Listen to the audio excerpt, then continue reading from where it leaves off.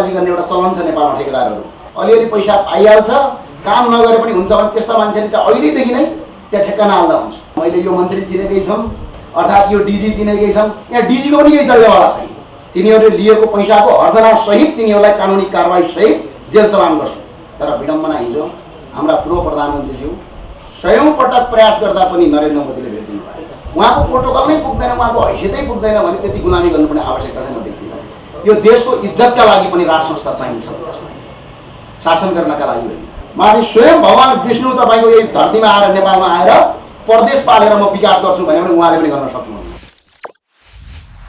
लामो समय पछाडि यो रिपोर्टर्स क्लबमा आज उपस्थिति भएका छौँ। आजको विषयवस्तु चाहिँ के हो भने हामीले कर्णाली, साबिकको कर्णाली यानि कि हुम्ला, मुगु, डोल्पा, जुम्ला, कालीकोटमा बिजुली पुर्याउनु पर्यो भनेर हामीले नेपाल सरकारका श्री माननीय ऊर्जा जलस्रोत तथा सिँचाइ मन्त्री पम्फा भुषालज्यूलाई मिति 2069 साल असार 24 गतेका दिनमा हामीले 7वटा जवाबसहितको स्पष्टीकरण सोधेका थियौँ। त्यो जवाबसहितको स्पष्टीकरण हामीलाई मन्त्रीज्यू र उहाँको सम्बन्धित विभाग नेपाल विद्युत प्राधिकरणले 2069 साल 3 महिना 28 गतेका दिनमा हामीलाई लिखित जवाब दिएको छ। यो हो हाम्रो लिखित जवाब। र त्यसै गरी त्यो लिखित जवाब अन्तर्गत रहेर त्यतिखेर हामीलाई भाषा पनि गरिएको छ र यहाँ लेखेर पनि दिएको छ। 33 केबीको विद्युत प्रसारण लाइनका लागि कालीकोटको मान्मादेखि जुम्लासम्म साउनको पहिलो हप्तामै ठेक्का खोल्ने र त्यस अन्तर्गत रहेर बिजुली लिने भनेर भनिएको थियो। त्यो अन्तर्गत बसेर हिजो मात्रै बेलुका नेपाल विद्युत प्राधिकरण कर्णाली प्रदेशले केपीओ 2078-79 कालीकोट जुम्ला 33 केबीको लाइनको हिजो ठेक्का खोलेको छ। र यसका लागि चाहिँ नेपाल सरकारलाई सम्बन्धित नेपाल विद्युत प्राधिकरण र आन्दोलनमा सहभागी मित्रहरू र त्यो आन्दोलनलाई जनतामा पुर्याउनु हुने तपाईँ पत्रकार मित्र साथीहरू र यसलाई साथ र समर्थन गर्ने देशमा रहेर प्रत्यक्ष रूपमा र अप्रत्यक्ष रूपमा जसले सहयोग गर्नु म सबैलाई म धन्यवाद व्यक्त गर्न चाहन्छु। अब जुम्लालाई 11 केबीको विद्युतीय प्रसारण लाइनबाट जसरी दुःख दिएको थियो यसको अन्त्यका लागि अब 6 महिनादेखि 1 वर्षभित्र 33 केबीको विद्युतीय प्रसारण लाइन जुम्लामा जाने भनेर हिजो मात्र ठेक्का खोलिएको छ। यसका लागि म नेपाल विद्युत प्राधिकरणको टिम र माननीय ऊर्जा मन्त्रीज्यूलाई म विशेष धन्यवाद भन्न चाहन्छु। र साथै अहिले यो 33 केबीको विद्युतीय प्रसारण लाइन मात्र हुँदैन। हामीले जवाब मागेका थियौँ कर्णालीका मान्छे यो देशको नागरिक हुन् कि होइन नै, हामी वास्तवमा यो नेपालको नागरिक हो या होइन, यदि हो भने भारतमा विद्युत बेच्दा कर्णाली अन्धकार किन छ? आज देशभरि 95% विद्युत पुग्यो भनिरहँदाखेरि कर्णालीमा 99% विद्युत पुगेको छैन। यो किसिमको अवस्थाबाट राज्यले जसरी हामीमाथि सौजनी व्यवहार गरेको छ त्यो व्यवहारबाट माथि निस्कनका लागि हामीले क्वेसन गरेका थियौँ। त्यसको जवाब दिनुभएको छ। त्यो जवाब अन्तर्गत रहेर पहिलो काम 33 केबीको विद्युतीय प्रसारण लाइन हिजो ठेक्का खोलिएको छ र सम्बन्धित ठेकेदार कम्पनी लगायत विभिन्न छिटोभन्दा छिटो जसले काम गर्छ ती ठेकेदार कम्पनीलाई पनि म अनुरोध गर्न चाहन्छु, आग्रह गर्न चाहन्छु। हामी 1-1.5 वर्षमा होइन कर्णालीमा बिजुली बाल्ने, अबको 6 महिनामा बाल्न चाहन्छौँ।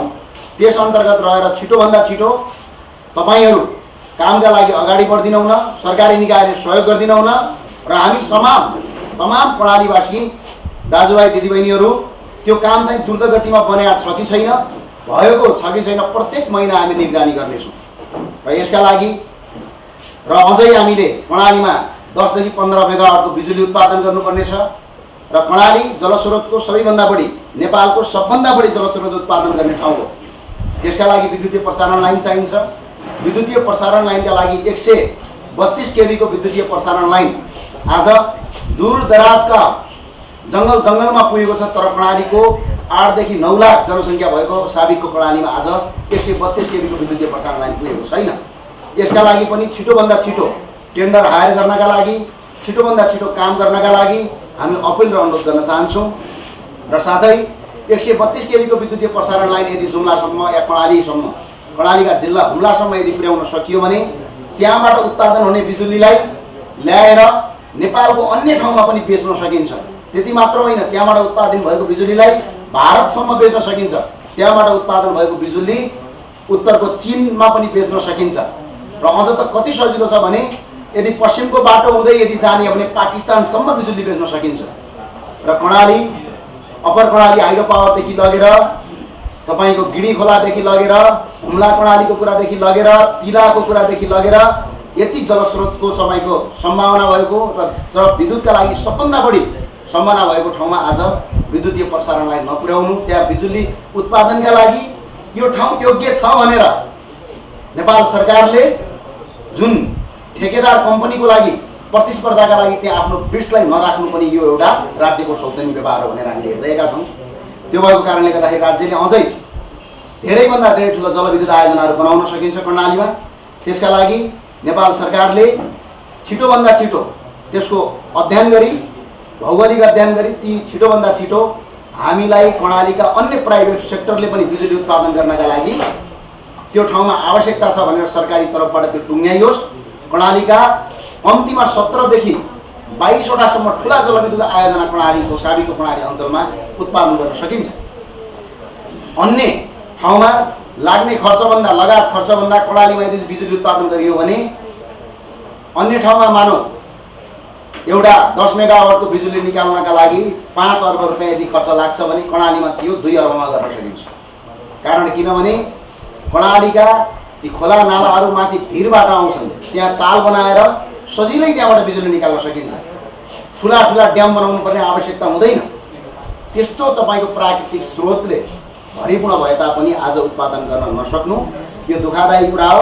र अहिले पनि म फेरि भन्न चाहन्छु, नेपाल सरकारले अहिले जसरी Nepal electricity authority board Karnali प्रदेशले 33 केबी विद्युतीय प्रसारण लाइनका लागि कालीकोटको मान्मादेखि जुम्लासम्म हिजो ठेक्का खोलेकोमा, जनताको आवाज सुनेकोमा धन्यवाद व्यक्त गर्न चाहन्छु। अब कुनै पनि काम ढिला नगरी त्यसलाई चाँडोभन्दा चाँडो अगाडि बढाई जुम्ला, हुम्ला, मुगु, डोल्पा लगायतका दूरदराजमा बिजुली पुर्याउनुपर्छ।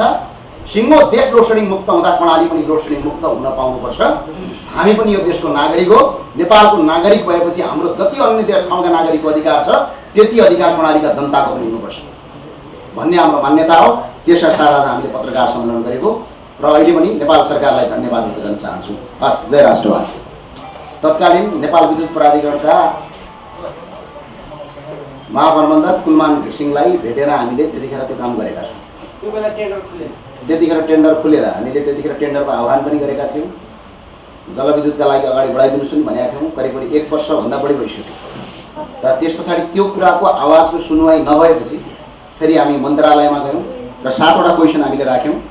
हामीले सबै क्वेसनहरू कुनै पनि अनएथिकल क्वेसन थिएन। जस्तै के थियो, 1 नम्बरमा साबिकको कर्णालीका बासिन्दा नेपालका नागरिक हो या होइन, यदि हो भने देशभरि विद्युत उपलब्ध हुँदा भारतलाईसम्म विद्युत बेच्दा पनि कर्णालीमा विद्युत किन पुग्न सक्दैन। अर्को, भारतमा दैनिक 178 मेगावाट विद्युत प्रति युनिट 11 रुपियाँ 2 पैसामा बेच्न छोडेर हामी कर्णालीवासीलाई प्रति युनिट 13 रुपियाँमा बेच्ने कि नबेच्ने? हामी निःशुल्क होइन किनेर बाल्छौँ। कर्णाली स्वास्थ्य विज्ञान प्रतिष्ठानमा दैनिक 250 लिटर डिजेलबाट दैनिक करिब 38,000 रुपियाँको तपाईँको ऊर्जा खपत हुन्छ। त्यसको समाधान गर्ने कि नगर्ने? 1 वर्षमा करिब 75 अर्ब 10 करोड बजेट ऊर्जा क्षेत्रमा हुँदा हामी कर्णालीका 5 जिल्लालाई, साबिकको कर्णालीका 5 जिल्लालाई 3 अर्ब बजेट छुट्याएर 10 मेगावाट विद्युत उत्पादन गर्ने वा नगर्ने भनेर वा कहिले उत्पादन गर्ने भनेर हामीले यस्तै तपाईँको 7 वटा क्वेसन सोधेका थियौँ। त्यो 7 वटा क्वेसनको जवाफ आएको छ। जवाफमा लिखित प्रतिबद्धता पनि छ र 10 देखि 15 मेगावाट बिजुली उत्पादन गर्नका लागि अबको 3 वर्षमा सक्ने भनेर लिखित जवाफ दिएको छ र 33 केबी विद्युतीय प्रसारण लाइनका लागि साउनको पहिलो हप्ताबाट बिट खोल्ने भनेर लेखिएको छ। त्यस अन्तर्गत रहेर हिजो सरकारले साउनको पहिलो 1 गतेकै दिनमा 33 केबी विद्युतीय प्रसारण लाइनका लागि लाइन खोलेको छ। हामी हिजो पनि छौँ, आज पनि छौँ र भोलि पनि छौँ। सिङ्गो कर्णालीका लागि मात्र होइन, जहाँ दूरदराजमा आज राज्यले अपेक्षित गरिएको छ त्यसका लागि हामी खडा भएर लडिरहेका छौँ। ठेकदार त्यहाँ जुन जाला जसलाई कम्पनीले त्यहाँ ठेक्कापट्टा पाउँदा त्यो कम्पनीलाई तपाईँहरूले कसरी खबरदारी गर्ने भन्नुभयो? जस्तो 1 महिनामा एकचोटि भन्नुभएको छ, त्यहाँ गएर काममा सघाउनुहुन्छ या उहाँको वास्तवको रूपमा गर्नुहुन्छ? अनि यसो हुन्छ, अस्ति पनि हामीले भन्यौँ त्यतिखेरका विद्युत प्राधिकरणका निर्देशकज्यूले भन्नुभयो कि एउटा मात्र कम्पनीलाई ठेक्का दिने भन्नुभयो। एउटा मात्र कम्पनीलाई ठेक्का दिँदाखेरि 1.5 वर्ष लाग्ने। हामीले भन्यौँ एउटा होइन 3टा भन्दा बढी ठेक्का दिनुहोस्, तर हिजो 2वटा ठेक्का आह्वान गरिएको छ। यसको मतलब 1 वर्षभित्र गर्न सकिन्छ भन्ने हो। किनभने एउटा कम्पनीले गर्दाखेरि समय ज्यादा लाउँछ भने 2टाले गर्दाखेरि समय कम लाग्छ। र यसका लागि हामीले के गर्छौँ भने निगरानी गर्छौँ। त्यहाँका बिजुलीका पोलहरू कहाँ पुगे, हरेक महिना काम कति भयो, काम के कारणले रोकियो, के छ भने कतिपय ठाउँमा तपाईँको बहानाबाजी गर्ने एउटा चलन छ नेपालमा ठेकेदारहरू, त्यो बहानाबाजी चल्दैन। यदि त्यहाँका इन्जिनियरहरूले पनि तपाईँको गुणस्तर हुँदाहुँदै ठेकेदारलाई दुःख दिने यदि काम गरिएको छ भने त्यो पनि चल्दैन। हिजो के थियो हामी जान्दैनौँ, तर अब चल्दैन। त्यो चाहिँ हामी प्रत्येक कर्णालीका जनता, कर्णालीका युवाहरू, चाहे कुन पार्टी कुन दल हो त्योसँग हाम्रो कुनै पनि लेनादेना छैन। हामी सबै कर्णालीवासीहरू त्यसको निगरानी गर्छौँ। त्यो निगरानी अन्तर्गत प्रत्येक महिना कति काम भयो त्यसको विवरणसहित हामी हरेक महिना यसको तपाईँको निगरानी गर्छौँ। र ठेकेदार कम्पनीले बेलैमा काम गर्न सकेन, केही भएन, यदि गर्न खोजेन, यदि अड्काउन कोही ठेकेदार कम्पनीले यसो ठेक्का हालिहालौँ, अलिअलि पैसा पाइहाल्छ, काम नगरे पनि हुन्छ भने त्यस्ता मान्छेले चाहिँ अहिलेदेखि नै त्यहाँ ठेक्का नहाल्दा हुन्छ। किनकि हामी छोड्नेवाला छैन। तिनीहरूले लिएको पैसाको हर्जनासहित तिनीहरूलाई कानुनी कारबाहीसहित जेल चलान गर्छौँ। यसका लागि हामीले पहिला ट्राई पनि गरिसकेका छौँ। तत्कालीन तपाईँको ठेकेदार शारदा अधिकारीजीले रोडमा तपाईँको सुनाकोटीको रोडमा त्यो नगरेपछि हामीले उहाँको पैसासम्म फिर्ता ल्याइदिएका छौँ। यदि त्यो मानिएन भने जेलसम्म जानुपर्छ भन्ने वातावरण तय गरेका छौँ। त्यो कर्णालीमा पनि हुन्छ, त्यसमा दुई मत छैन। त्यही भएर जसले काम गर्न चाहन्छ ती ठेकेदार कम्पनीले हालुन्, काम गरून्, नीतिमा बसुन्, उहाँलाई जति फाइदा खाने सरकारी रेट छ त्यति खाउन्, तर ठेक्का लिएर पार्टीको नेता र कार्यकर्ता हुन् भनेर ओहो मैले त प्रधानमन्त्री चिनेकै छु, प्रधानमन्त्री मेरै पार्टीका मान्छे हुन्, अर्थात् मैले यो मन्त्री चिनेकै छौँ, अर्थात् यो डिजी चिनेकै छौँ। यहाँ डिजीको पनि केही चल्नेवाला छैन। यहाँ यदि काम भएन भने डिजीमाथि पनि कारबाही हुन्छ। किनभने यो शैलीलाई सरकारलाई धन्यवाद र ठेकेदारलाई खबरदार भनेको हो। ठेकेदारलाई पनि सहयोग हो, सरकारलाई त विशेष धन्यवाद पनि हो, ठेकेदारलाई पनि सहयोग हो। काम गर्नेका लागि त सुन्न भयो, अल्छी गरेर खानेलाई तपाईँको कान ओइखाउने नै भयो कि। तपाईँलाई सलाम ठोक्नलाई त फेरि नम्र भइहाल्नु होला नि, के छ? खै तपाईँलाई आफ्नो ठोकेको छैन, मैले त्यस्तो केही नर्मलै छैन। मलाई सलाम ठोक्नुपर्छ भन्ने केही पनि छैन, त्यस्तो आशमा हामी भइरहेको छैन। र हामीले नीतिगत रूपमा काम गर्ने हो, नीतिभन्दा बाहिर गएर कसरी गर्ने भन्ने कुरा हो। अरू केही क्वेसन छ भने साथै सोध्दा हुन्छ।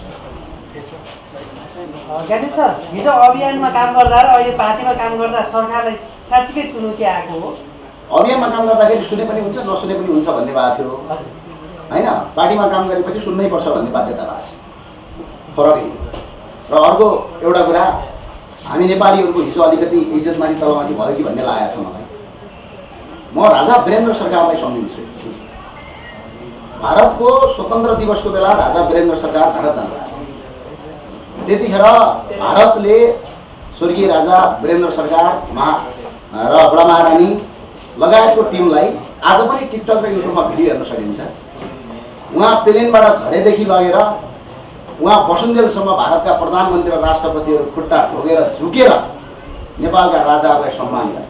तर विडम्बना हिजो हाम्रा पूर्व प्रधानमन्त्रीज्यू 100औं पटक प्रयास गर्दा पनि नरेन्द्र मोदीले भेट्दिनु भएको छ। यो आज नेपालीको इज्जतमाथि चाहिँ दाग लागेको छ। किनभने हामीले के सोच्नु हुँदैन भने प्रचण्डमाथि अपमान गरेको भनेर सोच्नु हुँदैन। हामीले सिङ्गो नेपालका 3 करोड जनतामाथि अपमानित भएको यसले महसुस हुन्छ। यो अपमान गर्ने कसले भनेपछि प्रचण्डजी, किनभने उहाँको प्रोटोकल नै पुग्दैन, उहाँको हैसियतै पुग्दैन भने त्यति गुलामी गर्नुपर्ने आवश्यकता चाहिँ म देख्दिनँ। किनभने त्यो छर्लङ्ग देखिएको छ। हामीले पटक पटक भनेका पनि थियौँ, किनभने यो देशको इज्जतका लागि पनि राज संस्था चाहिन्छ, शासन गर्नका लागि होइन, विदेशीका अगाडि छाती फुलाएर हिँड्नका लागि राज संस्था चाहिन्छ भन्ने कुरा हिजो प्रमाणित भएको छ। त्यही राजा हो, तिनै प्रधानमन्त्री हुन्, तिनै राष्ट्रपति हुन्। हिजो राजा हुँदाखेरि त्यो इन्दिरा गान्धी एयरपोर्टमा होइन, तपाईँलाई लाग्छ द्वारिका सेक्टरको पालम एयरपोर्ट भन्ने एउटा विशेष एयरपोर्ट हुन्छ भारत। पालम एयरपोर्टमा राजालाई झारेर राष्ट्रपति र प्रधानमन्त्री गेटमा उभिएर नेपालीहरूको सम्मान गर्थे भारतीय। तर आज एउटा देशको पूर्व प्रधानमन्त्री, एकपटक होइन पटक पटक पूर्व प्रधानमन्त्री, बालवाला सरकारको नेतृत्व गरिरहेको पार्टीको सहकर्मी र एउटा राष्ट्रिय पार्टीको अध्यक्ष जस्ता मान्छे भारत जाँदाखेरि प्रधानमन्त्री, एउटा जाबो प्रधानमन्त्रीले 100औं पटक प्रयास गर्दाखेरि पनि नभेटेर फर्काउनु भनेको नेपालीको इज्जत उड्यो। अब भारतीयले नेपालीलाई त उत्तर प्रदेशका आफ्नो देशका नागरिक भन्दा पनि तल्लो स्तरको सोच्ने हो।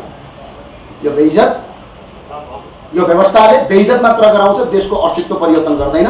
यदि कसैले सङ्घीयता ठिक छ यही अनुसार मैले नयाँ काम गर्छु भन्छ भने उसले ठग्या। किनभने 16 अर्ब रुपियाँ कहाँबाट ल्याउने देखाइदिनुहोस्। हामी सङ्घीयतामा ठुलो बहस केही गर्न चाहन्नौँ। यो प्रदेशमा 16 खर्ब रुपियाँ पैसा खर्च भएको छ। 16 खर्ब, यो 6 वर्षमा 16 खर्ब रुपियाँ सङ्घीयतामा खर्च भएको छ। त्यो 16 खर्बको स्रोत के हो देखाइदिनुहोस्। अनि 2074 सालमा नेपालको वैदेशिक ऋण 9 खर्ब थियो, अहिले 18 खर्ब 48 अर्ब छ। 5 वर्षमा डबल भएको छ। 2065 सालमा 29 अर्ब रुपियाँ थियो हाम्रो वैदेशिक ऋण। भने आज विदेशबाट ऋण ल्याउने अनि प्रदेश पाल्ने, अनि यही प्रदेशमा हामी चाहिँ नयाँ है भन्दै जाने हो भने त्यो पैसाको स्रोत चाहिँ चाहिन्छ। स्रोत कहाँबाट ल्याउने र 16 खर्ब रुपियाँ कहाँबाट ल्याउने, सङ्घीयता चाहिन्छ भन्ने साथीहरूले त्यसको पनि जवाब दिनुहोस् न। कहाँबाट ल्याउनुहोस्। अहिले कर यति महँगो छ नेपालमा। अमेरिकामा 33% कर लिन्छ, सबभन्दा महँगो। नेपालमा 298% कर लिन्छ। म चाहिँ हामी कर तिरिरहेका छौँ। अझ सरकार कर बढाउने कुरा गर्छ। ल कसरी पाल्ने, ल पाल्ने देखाइदिनुहोस्। त्यसपछि हामी तपाईँको मुद्दामा है हैसे गरौँ। होइन भने देश र जनतालाई तपाईँको ढाँट्न पाउने अधिकार कसैको पनि छैन। मुलुकलाई दुर्गतितिर लिने अधिकार कसको पनि छैन। जेलेन्स्की पनि यस्तै थिए, पपुलरै थिए के अरे युक्रेनमा, फटाफट भोट जितेकै हुन् के अरे। तर उहाँको एउटा सामान्य मिस्टेकले गर्दा आज सिङ्गो युक्रेन ध्वस्त भयो। नेपालमा पनि त्यो अवस्था नआउला भन्न सकिन्न। बेलैमा सचेत हुन सबैलाई हार्दिक अभिनन्दन अनुरोध पनि गर्न चाहन्छु। अर्को एउटा क्वेसन पनि मैले सोध्न चाहेँ। जस्तै तपाईँले प्रचण्डको कुरा गर्दै गर्दाखेरि हिजो उहाँले केही सम्झौता पनि गरेको छ। जस्तै कि कालापानी जोडाको चाहिँ नक्सा सच्याउने बारे पनि कुरा गरेको छ। त्यो कस्तो खालको, त्यो चाहिँ आधिकारिक होइन जस्तो छ। किनभने कसैले फेक बनाएको हुनसक्छ भन्ने छ है। किनभने त्यो आधिकारिक हो जस्तो चाहिँ अब अहिलेसम्म त्यो आधिकारिक हो भनेर प्रचण्डज्यूको सचिवालयले पनि पुष्टि गरेका छैन। त्यो कसैले फेरि त्यहाँ सिग्नेचर पनि छैन त्यसमा। अब आधिकारिक नभएको कुरो अनाधिकारिक कुरालाई उछाल्नुपर्ने चाहिँ त्यतिमा आवश्यकता थियो।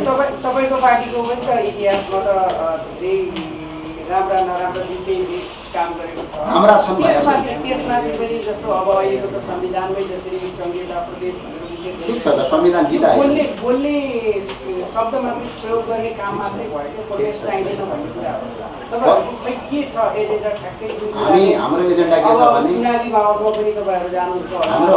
हाम्रो एजेन्डा के हो भने प्रदेश पाल्नेले स्वरूप देखाइदियो। हामी प्रदेश पाल्दैनौँ। हामीलाई आउने सदनमा तपाईँको 2 न्याय बहुमत आउँछ भने या सरकार बनाउन सक्ने र तपाईँको संविधान सच्याउन सक्ने बहुमत जनताले दिन्छन् भने हाम्रो पहिलो निर्णय हुन्छ प्रदेश कार्यालय। त्यसो प्रदेश चुनावमा तपाईँ भाग लिनु चाहिँ त्यो अब अहिलेसम्म लिने नलिने भन्ने निर्णय छ। म चाहिँ लिन्छु। म चाहिँ सङ्घीय चुनावमा लड्ने तयारीमा छु। प्रदेश चुनाव है, प्रदेशमा चाहिँ म र बाहेक तपाईँका पार्टीबाट उठ्ने त्यो पार्टीबाट अहिले निर्णय भएको छैन। सम्भवतः चाहिँ अहिले एउटा जबरजस्त कुरा चाहिँ उठिरहेको छ र केन्द्रीय समितिको बैठक छ। बैठकले निर्णय गर्छ। निर्णय आइसकेपछि तपाईँलाई हामी जानकारी गराउँछौँ। ज्ञानेश सर, अर्को क्वेसन सोधेँ मैले। राष्ट्रवादी नागरिक समाज राष्ट्रवादीहरू बाहिर चाहिँ सडकबाटै राजा स्थापना गर्नुपर्छ भनेर लाग्नु भएको छ। राष्ट्रिय प्रजातन्त्र पार्टीमा उहाँहरूलाई मिलाएर लिन सकिँदैन, के छ उपाय? मजाले मिलाएर दिन सकिन्छ। नमिलाउनु पर्ने कुनै कारणै छैन। म त भन्छु राष्ट्रवादी साथीहरू मात्र होइन, राष्ट्रवादी गर्नुपर्छ भनेर अहिले काङ्ग्रेसको भित्र एउटा क्षमा उठिराखेको छ। यो एक किसिमको व्यवस्था भएन भनेर हिजो काङ्ग्रेसको केन्द्रीय समितिमा कुरा उठिरहेको छ। नेकपा एमाले भित्र पनि कुरा उठिराखेको छ। माओवादीभित्रका पनि केही साथीहरू कुरा उठाइराखेका छन्। ती सबै साथीहरू एकजुट बन्नुपर्छ र राष्ट्रवादीहरू अब चाहिँ अलग हुन आवश्यक छ। एउटा कित्तामा आउन आवश्यक छ। यसका लागि पहल कदमी गर्छौँ र हामीले मुलुकलाई अब आर्थिक रूपमा कसरी धान्ने सोच्छौँ। त्यो विदेशीको एजेन्डातिर नजाउँ। संसारमा सङ्घीयता 2 प्रकारले लागू हुन्छ। एउटा पहिचानका आधारमा लागू हुन्छ, एउटा तपाईँको के भन्छ विकेन्द्रीकरण राज्य सत्तालाई केन्द्रीकरण गर्नका लागि लागू हुन्छ। जस्तै उदाहरणका लागि भारतमा र अमेरिका सङ्घीयता कसरी लागू भयो भने भारत ठुलो छ, त्यहाँ विकेन्द्रीकरण सत्तालाई केन्द्रीकरण गर्नु पर्यो। अमेरिका पनि ठुलो छ, त्यहाँ विकेन्द्रीकरण सत्तालाई केन्द्रीकरण गर्नु पर्यो भन्यो। हाम्रो नेपाल चाहिँ भारतको दिल्लीको बराबर जनसङ्ख्या छ करिब करिब, भारतको उत्तर प्रदेश बराबर छ करिब करिब हाम्रो जनसङ्ख्या त त्यसको डबल तिर्बलै कम छ। अब क्षेत्रफल त्यति छ। अनि तपाईँको यो देशमा टुक्रा टुक्रा पारेर सङ्घीयता लाग्ने न यो जातका आधारमा छ न पहिचानका आधारमा छ।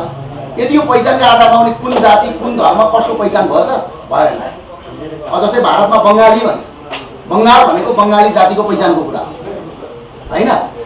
अब त्यस्तै गरेर अन्य धेरै देशमा त्यस्तो किसिमको परम्परा छ, तर नेपालमा यो कुनै पहिचानका आधारमा पनि होइन, यहाँ कसैको पहिचान खोजिनेवाला पनि छैन।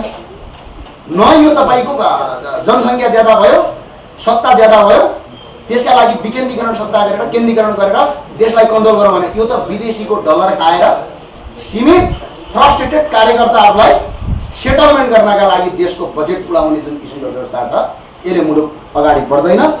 जोसुकै आओस्, माथि के भन्छ, माथि स्वयं भगवान विष्णु तपाईँको यही धरतीमा आएर नेपालमा आएर प्रदेश पालेर म विकास गर्छु भने पनि उहाँले पनि गर्न सक्नुहुन्न, किनभने खर्च कति धेरै छ, कसरी ल्याउने खर्च तपाईँ भन्नुहोस् त।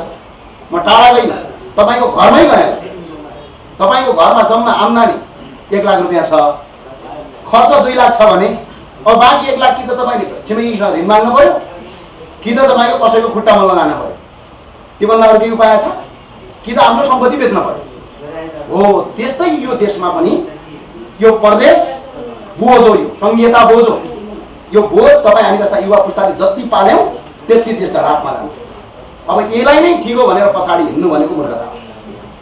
हस्, धन्यवाद। ज्ञानेजी जस्तो कर्णाली प्रदेशमा यहाँले अहिले जो विद्युतको सक्रियता इत्यादि गरेर अगाडि बढ्नुभएको छ, भोलिको दिनमा त्यहाँ विद्युत प्रसारण लाइन भएपछि त्यसको श्रेय आफूले लिन खोजेको हो या पार्टी? म कर्णालीको जनता हो, कर्णालीको जनता र कर्णालीको बासिन्दा हो र अहिले कर्णालीका जति पनि सबै बासिन्दा छन् सबैको अधिकार छ र कर्णालीका बासिन्दा नभएर तपाईँ साथीहरू पनि अधिकार, किनकि तपाईँहरूले सहयोग गरेर मैले लिने तैँले लिने भनेर फिल्म खेले होला कमाइ समुदायमा कतिपय ठाउँमा यो पार्टी काङ्ग्रेसले ल्यायो भने त्यो हुँदैन, यो पार्टीबाट होइन, ल्यायो भने राप्रपालमा लिने यो पार्टीबाट हुँदै होइन। त्यहाँ हामीले विज्ञप्ति दिँदाखेरि पार्टीको लोगो प्रयोग नगरेर दिएको, यो बिल्कुलै कर्णालीवासीको अरू केही छ छैन भने पत्रकार रवि लामी छानेज्यूले आफ्नो पत्रकारिता क्षेत्रलाई चाहिँ विश्राम लिएर आज जसरी एउटा राष्ट्रिय स्वतन्त्र पार्टी स्थापना गर्दै गर्दा तपाईँ पनि उहाँलाई शुभकामना दिनुभएको छ। तपाईँको पार्टीले आज मन्दिर नमान्ने, सङ्घीयता नमान्ने, राजा उहाँले नमान्ने, तपाईँहरूले मान्ने जस्तै कुरामा धेरै बाजिएको छ। उहाँको एजेन्डालाई के भन्नुहुन्छ? म व्यवस्था परिवर्तन होइन अवस्था परिवर्तन गर्न मात्र आएको भन्दै राखेर आज देश दौरामा हुनुहुन्छ। नेपाली जनतालाई प्रश्न पार्छ। प्रचण्डज्यूले पनि व्यवस्थासँगै अवस्था पनि गरे हुन्छ। प्रचण्डज्यूको र उहाँको एजेन्डा करिब एउटै छ होइन। अब कुनै मान्छेले राम्रो गर्छु भने त्यो स्वागत दिने कुरा हो, कसरी राजनीति गर्न नपाउने भन्ने विषयवस्तु पनि हुँदैन। उहाँले राम्रो गरेपछि हाम्रो साथ समर्थन छ, हामीले राम्रो गरेपछि उहाँले हामीलाई साथ समर्थन गर्नुपर्छ। राम्रो काम गर्नेको जहिले पनि हामीले प्रशंसा गरेर काम गर्नुपर्छ। स्वयं अहिले माओवादीभित्र पनि धेरै राम्रा काम गर्ने मान्छेहरू पनि त छन् नि, उहाँहरूको हामीले खुब साथ समर्थन गरिरहेको छ। तर एजेन्डाले मुलुक बन्छ कि बन्दैन भन्ने कुरा चाहिँ त्यसको जजमेन्ट गर्ने अधिकार चाहिँ ज्ञानेन्द्र साई पनि होइन, अन्य कोही मान्छे पनि होइन, स्वयं जनताले त्यसको जजमेन्ट गर्छ। हस्, धन्यवाद।